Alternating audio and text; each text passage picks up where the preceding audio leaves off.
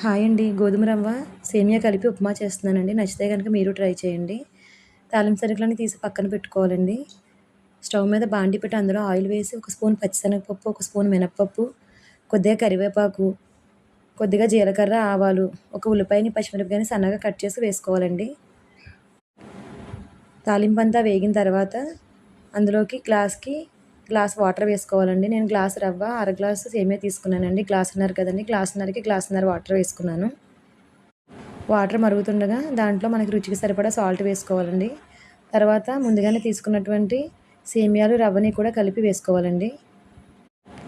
రవ్వ వేసిన తర్వాత మూత పెట్టి సిమ్‌లో పెట్టి కుక్ చేసుకోవాలండి. 2-3 మినిట్స్‌కి అంతా కుక్ అయిపోయి ఉంటుందండి. మూత తీసి దాన్ని ఒకసారి తిప్పుకొని సర్వ్ చేసుకోవడమేనండి. నచ్చితే మీరు ఇందులో వేరుశనగ గుళ్ళు, జీడిపప్పు కూడా వేసుకోవచ్చండి.